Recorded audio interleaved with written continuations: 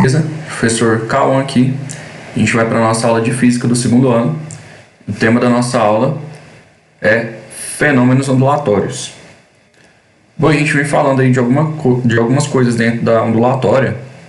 E aí eu destaquei aqui duas principais coisas que a gente falou. A gente falou aí da equação fundamental da onda, né? Onde a gente relacionava a velocidade da onda como sendo o produto do comprimento de onda e a frequência, né? Então, se a gente lembrar lá, por exemplo, a velocidade ela era dada em metros por segundo, né? O comprimento da onda ele era dado em metros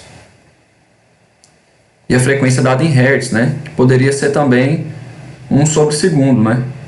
Para ficar coerente aí com a unidade de medida da velocidade. A gente falou também a respeito de dois tipos de onda. A gente falou das ondas mecânicas, né? E a gente falou também das ondas eletromagnéticas.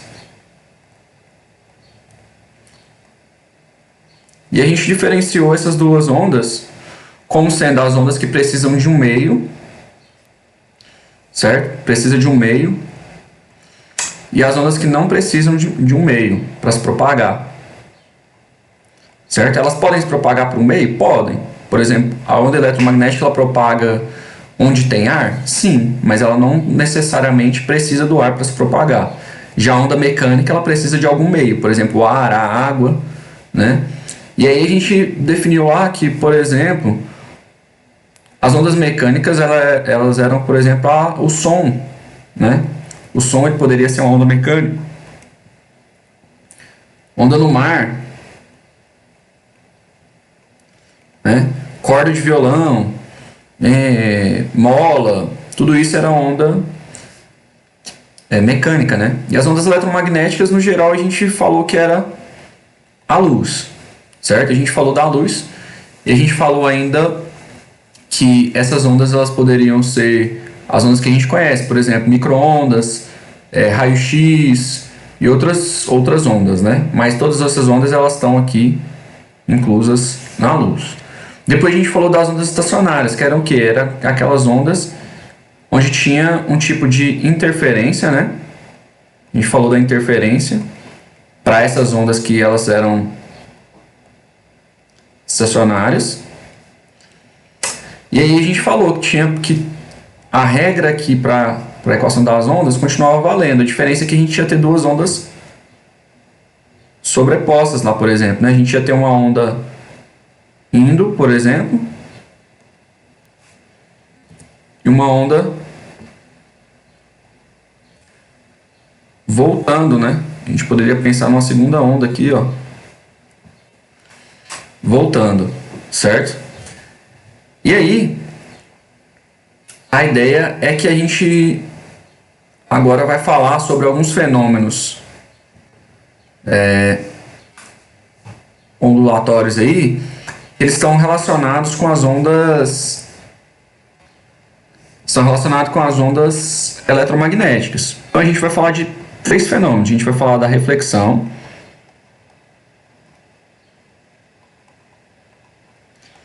a gente vai falar da refração e a gente vai falar da difração, certo? E o nosso foco ele vai ser principalmente na refração, certo? Que vai ser onde a gente vai observar os cálculos, tá? E na reflexão e difração a gente vai falar principalmente dos conceitos, certo? Então vamos lá. Primeira coisa que a gente precisa entender é a respeito do princípio de Huygens, tá? Esse cientista, ele é um cientista, foi um cientista holandês, né? E ele estudou a parte ondulatória aí na mesma época que Newton viveu, por exemplo, né? E era onde eles estavam discutindo sobre a luz, certo? Estavam discutindo sobre a luz. E aí a discussão era o seguinte: a luz ela é onda ou partícula, né? E aí cada um defendia uma coisa. E a ideia foi que Huygens e Young, por exemplo, fizeram alguns experimentos com a luz. E aí, Huygens ele trouxe um princípio, né, apesar de escrever com U aqui, né, como é o nome holandês, a gente pode pronunciar um pouquinho diferente. Ele trouxe um princípio, né, que é a respeito das frentes de onda. Então, primeiro vamos entender o que é uma frente de onda e o que seriam os raios de luz, por exemplo. Então, quando a gente tem uma onda e ela está se espalhando no espaço, por exemplo, vamos pensar aqui em duas dimensões. Lembra lá que elas podem ser unidimensionais, bidimensionais, tridimensionais, né? Vamos pensar em duas dimensões. Quando a gente tem uma onda se espalhando pelo espaço, a gente pode pegar do ponto de partida dela em alguma direção, a gente vai falar que essa onda, né, que onde a gente está pegando são os raios. Por quê? Porque sai de maneira radial, ó. Lembra lá, por exemplo, da circunferência, que a gente tinha o raio da circunferência? Aqui é a mesma ideia, ó. Tá vendo que a gente tem algo radial, certo? E essa parte onde a gente tem a curva da onda, a gente vai chamar de frente de onda, certo? Então isso vai ser muito importante quando a gente for falar dos fenômenos ondulatórios. E aí a ideia do princípio de Huygens é que cada ponto em uma frente de onda, ele atua com uma nova fonte dessa onda. Por exemplo, se eu pegar esse ponto aqui, ó, e ele atingir um objeto, certo? O que vai acontecer? Se esse objeto ele for da dimensão aí dessa onda, depois a gente vai ver certinho quando a gente vai falando de difração, ele vai gerar uma nova fonte de onda, certo? E essa fonte, ela vai ter mesma frequência, mesma velocidade, mesma direção das ondas originais, certo? Então a gente vai ter essa ideia quando a gente tem as frentes de onda. Então esse princípio é muito importante, apesar de ser muito fundamental, ele é de extrema importância. Nossa, então quer dizer que se eu tiver cada ponto aqui da minha onda pode atuar como uma frente de onda, quer dizer, eu posso gerar uma nova onda que vai ter as mesmas características dessa aqui? Justamente. Então vai ser importante para a gente quando a gente vai falando dos fenômenos ondulatórios, certo? Então vale lembrar que os raios de onda, eles estão carregando, ó, por exemplo, eu tiver um raio aqui, ele está carregando energia também, igual uma onda, igual as frentes da onda, só que a gente está pensando num modelo direcional, certo? Igual um vetor. Então a gente costuma expressar também com as ideias de raio, né? Vamos lá, vamos para o nosso primeiro fenômeno ondulatório aí, que é o que a gente chama de reflexão. Reflexão é o fenômeno ondulatório que está associado, por exemplo, aos espelhos, né? Quando a gente fala lá de espelhos,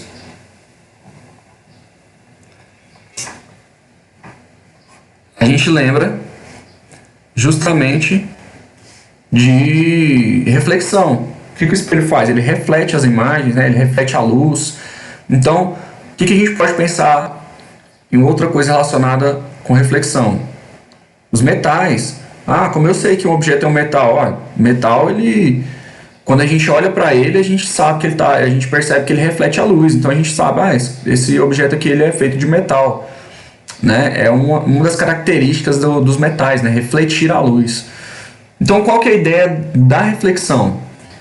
Quando a gente está falando de reflexão, a gente está falando de raios, certo? A gente pode tratar como frente de onda também? Pode, mas a gente vai tratar como raios para simplificar, certo?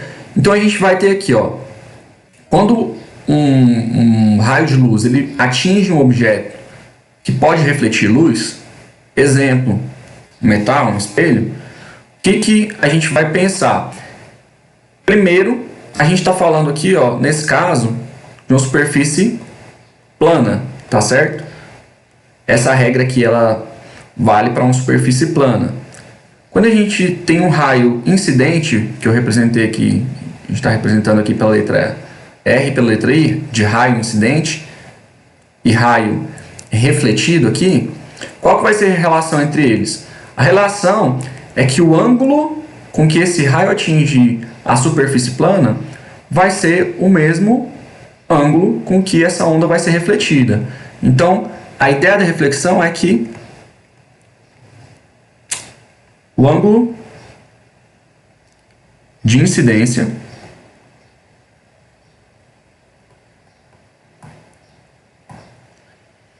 é igual ao ângulo de reflexão.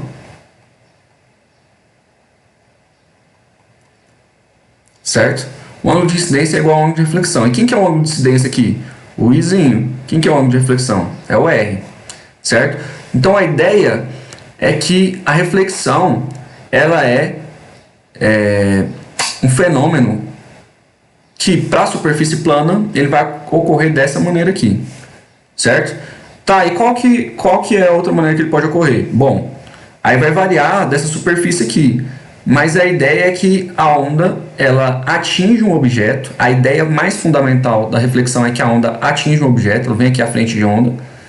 E esse objeto ele não deixa a onda passar para o outro lado, certo? Ou seja, aqui vamos supor que é um lado de baixo, né? Essa onda ela nunca passa para o outro lado, quando a gente está falando de uma reflexão aí, ou de uma reflexão total. Quando ela atinge o objeto recebe essa onda e devolve essa onda para o meio, seguindo essa regra aqui para as superfícies planas, certo? Então a reflexão ela vai ocorrer dessa maneira. Agora, a refração ela é um fenômeno que acontece quando uma onda passa de um meio para outro, certo? E a refração, nessa nossa aula de fenômenos ondulatórios, ela é o principal foco, né? Porque a gente vai estar falando principalmente disso nas atividades que eu deixei para vocês. Então, qual que é a ideia da refração? A refração, ela é a mudança de velocidade de uma onda quando ela passa de um meio para outro. Então, o que acontece? A gente tem um raio aqui de onda, né? Eu estou representando aqui por um raio, e a gente tem um meio 1, que por exemplo poderia ser o ar, e a gente tem o meio 2, que poderia ser a água. O que acontece? Quando a luz ela vem viajando no ar e atinge a água, ela vai mudar a velocidade dela, certo? E quando ela muda essa velocidade, a gente tem a mudança também do comprimento de onda. Então é por isso que quando, por exemplo, se a gente colocar um gelo na água, a gente enxerga o gelo maior do que o tamanho real dele. Ou quando a gente está, por exemplo, observando um rio, a gente vê um peixe maior do que o tamanho dele, ou numa posição deslocada em relação à posição dele, certo? Então, essa é a ideia por trás desses fenômenos, é a refração. Então, a refração ela é a mudança, tá, de velocidade quando uma onda passa de um meio para outro. Então, a gente pode definir isso dessa maneira, mudança de velocidade quando uma onda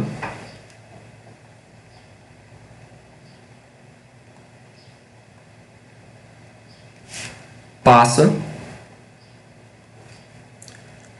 de um meio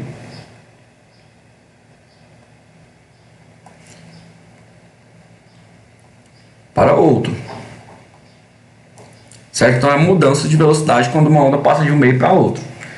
Então, e como que a gente pode relacionar os meios? A gente tem algo que a gente chama de índice de refração. Então, ó, o índice de refração,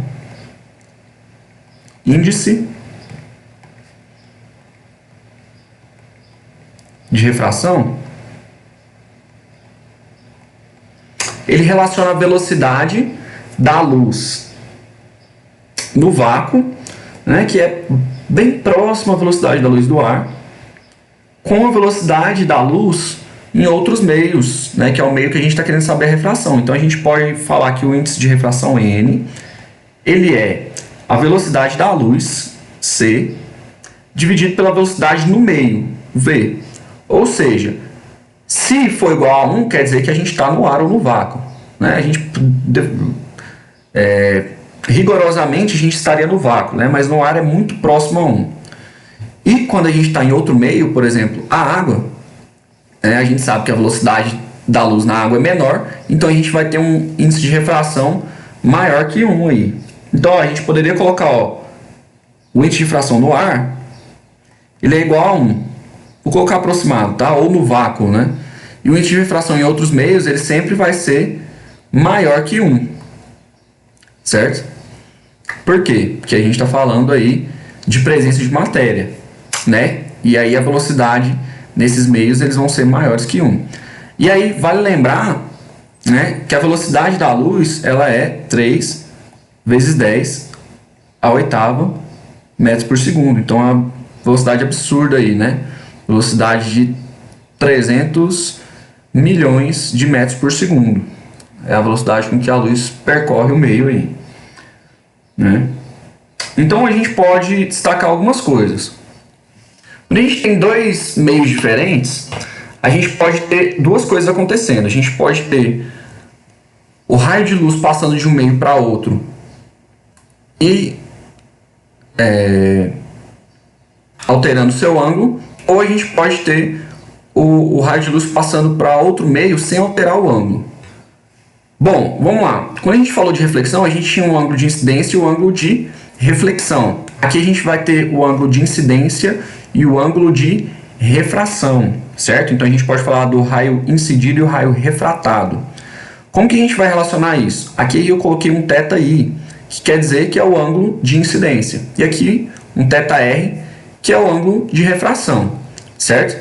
Então a gente pode relacionar essas coisas com os índices de refração. A gente pode pensar o seguinte: quando o N1, ou seja, o meio de onde o raio está vindo, ele é menor que o N2, o que está acontecendo aqui?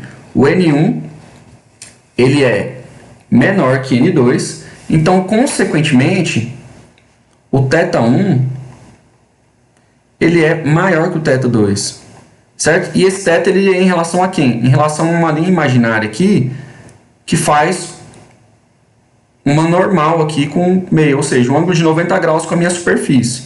Então percebam que é o inverso, ó. Quanto menor o meu meio de incidência, maior o meu ângulo de incidência. Tá? Esse ângulo aqui a gente pode chamar de I e de R também, não tem problema. E consequentemente, quer dizer que a velocidade nesse meio, aqui a gente teria uma velocidade 1 e aqui a gente teria a velocidade 2, a velocidade no meio 1, ela tem que ser maior que a velocidade no meio 2, quer dizer, então isso aqui é a regra, ó. E se fosse ao contrário? Se a gente tiver o seguinte, se a gente tiver N1 maior que N2, então o meu θ de incidência ele tem que ser menor que o meu θ de refração. Minha velocidade 1 tem que ser menor que minha velocidade 2, certo? Então, essa é a nossa regrinha aí, tá? E por último, a gente poderia também relacionar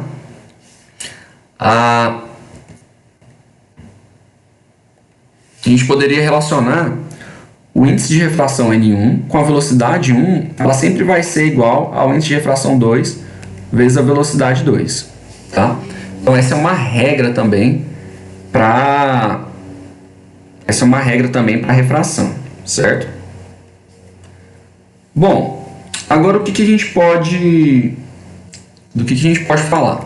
A gente pode passar para as leis de refração. Então a gente tem basicamente duas leis de refração. A primeira diz o seguinte, que os raios de luz incidente e refratado e a reta normal, eles estão no mesmo plano. Ou seja, eu não posso, por exemplo, ter uma onda incidindo num plano e refratando em outro plano, certo? Então, se eu estou trabalhando no plano XY, um exemplo, né? A gente tem uma onda atingindo aqui, ela não pode, por exemplo, plano Z, ela tem que estar no plano XY, né? Então, para esse caso aqui, a gente tem reflexão. E, considerem aqui é o certo. E a gente tem a refração, certo? Onde meu ângulo I e meu ângulo R são diferentes. Então, quer dizer, esse raio aqui de incidência e esse raio aqui de reflexão, eles estão no mesmo plano, certo? Bom, dito isso,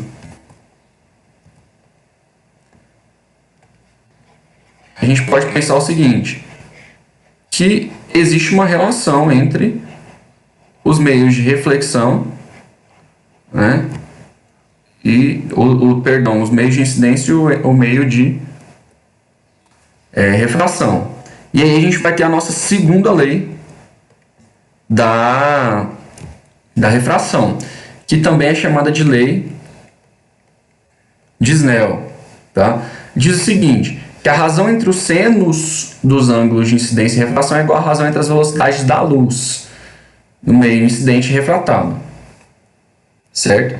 Então, a gente vai ter basicamente uma relação que nos diz o seguinte, ó, que se eu pegar o N1 vezes o seno do ângulo de incidência, ele vai ser igual ao N2 vezes o seno do ângulo de refração, certo? Então isso aqui não parece demais com a primeira relação nossa, que era o N1V1 igual N2V2. Então parece bastante, né? Claro que parece. A gente tem aí uma relação que ela é de proporcionalidade, né? Então, a ideia é basicamente essa. Agora a gente pode pensar em mais um ponto, que é quando a onda vem de um meio, só para reforçar aqui, tá? Essa aqui é a lei de Snell, certo? Então, ó, lei de Snell ou Snell-Descartes, né?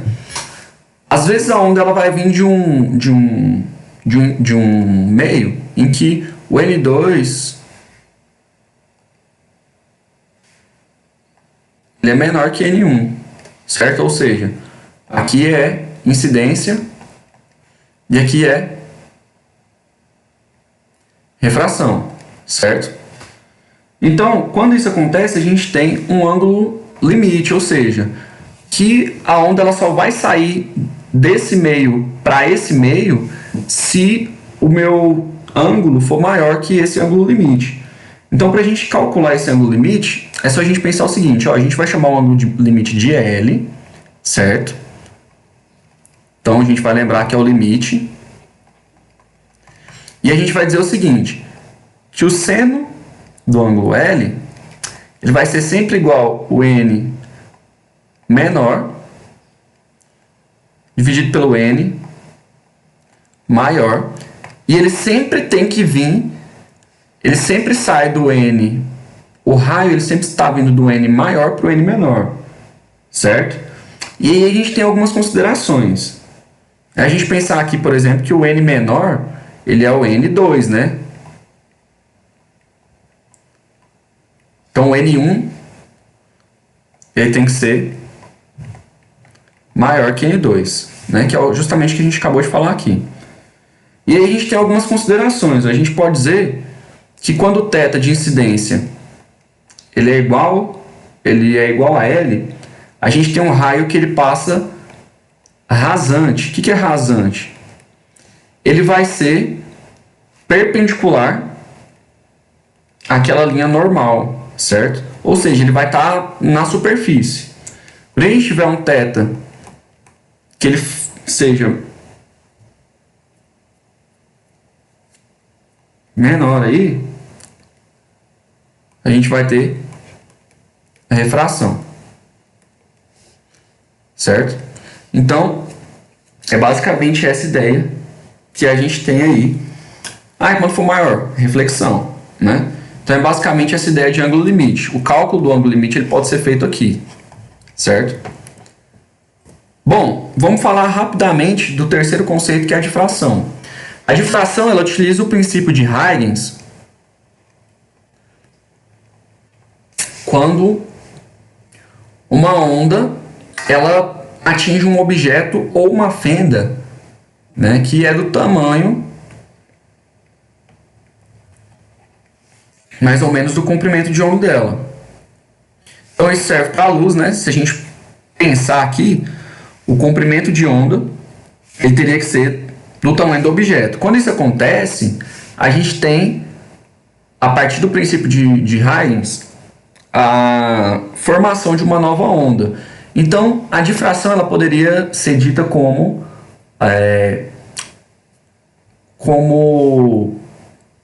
o desvio da onda quando ela encontra um objeto que é da ordem de grandeza do seu comprimento de onda, certo? Então, a gente poderia pensar dessa maneira. O que está acontecendo? A gente está tendo a interferência aqui dessa onda com uma fenda ou com um objeto. A gente poderia pensar no objeto também, que fosse mais ou menos do mesmo comprimento de onda aí. Ele vai servir como um novo ponto de partida aí, certo? Então, a ideia é basicamente essa aqui, certo? É o desvio de uma onda quando ela encontra um objeto que tem o comprimento, que tem o tamanho parecido com o seu comprimento de onda. Bom, então vamos resolver um exercício sobre refração, né? Que é basicamente o ponto principal aqui da nossa aula. Esse exercício eu coloquei para vocês lá na lista, um pouquinho diferente, tá? Mas é para a gente ter ideia aqui. Diz o seguinte: um raio de luz monocromático, ou seja, só tem uma cor, se propaga no meio transparente homogêneo A e incide na superfície de separação com outro meio transparente B, refratando-se como representa a figura. Então tá aqui a figura. Agora a pergunta é o seguinte: NA é maior ou menor que NB? Então, ó, eu tenho o NA no meio A e tenho o NB no meio B, certo? E aí a pergunta é: NA é maior ou menor que NB? Então vamos lembrar lá que quando a gente tinha o NA menor que o NB, a gente tinha o quê?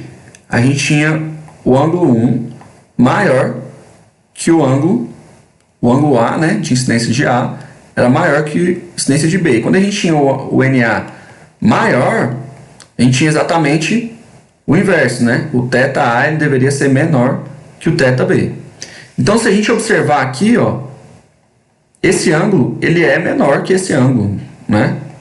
Ah, como eu posso ter certeza disso? Pelos valores dos senos, né? A gente poderia lembrar como que calcula o seno, certo? Como que eu calculo o seno?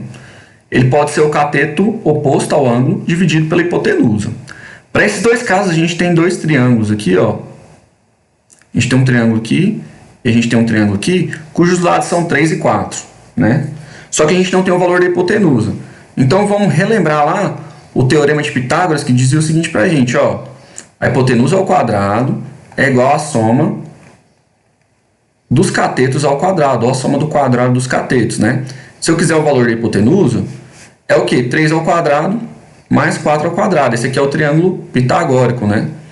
Então, 3 ao quadrado dá 9, mais 4 ao quadrado que dá 16. Né? Então, 9 mais 16, 25, a raiz de 25 é 5. Bom, agora eu posso observar aqui, ó, para esse ângulo, o seno dele vai ser quem? Vai ser, a gente pode usar o sinal aqui ou não, mas a gente pode, se a gente focar no módulo mais interessante, né? A gente pode lembrar o seguinte, que o seno, ele vai ser quem? Ele vai ser o cateto oposto, que para o ângulo, para o θA, ele é quem? Ele é o 3 dividido por 5, né? E a gente pode fazer para o θB, que vai ser 4 dividido por 5, certo? Então, de cara, a gente vê que se o seno é maior, o ângulo é maior, né?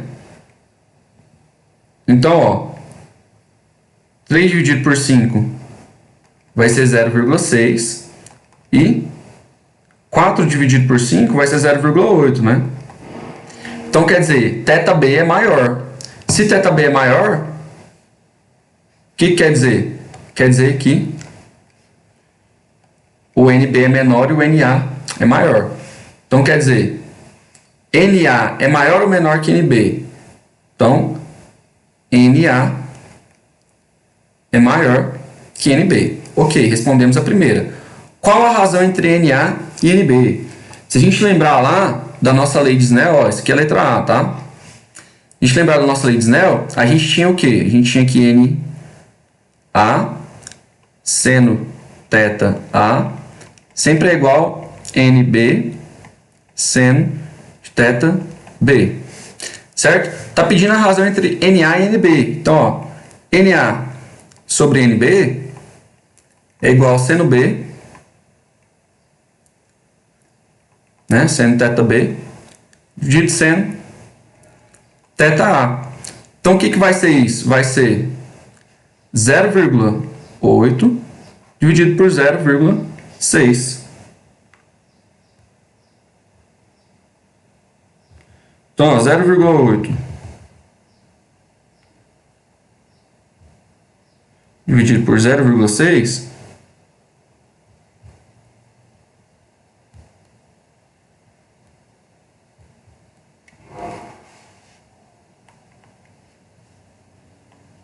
dá 1,3.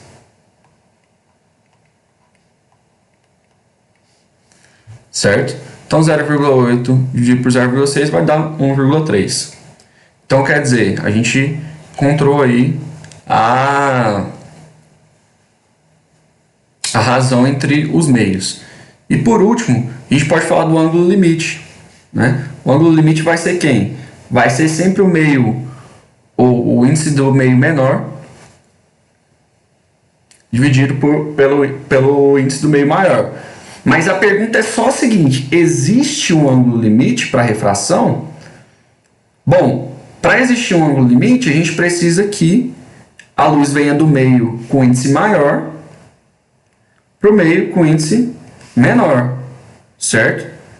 Então, a divisão aí, a gente poderia pensar que o seno desse ângulo limite, né, ele existe e ele é dado por NB sobre NA, ou simplesmente o inverso disso aqui, né? Então, 1 dividido por 1,3 vai dar aí mais ou menos 0,76, certo? Então, esse é o índice do ângulo, do seno aí desse ângulo, certo? Então, existe e o seno desse ângulo é dado por esse valor aqui. Pessoal, espero que vocês tenham entendido as ideias aí, tanto da reflexão quanto da difração, e principalmente da refração, que é onde a gente resolveu o exemplo aqui, tá certo? Então é isso, pessoal. Boa sorte nos exercícios. Qualquer dúvida, estou por aqui e até mais.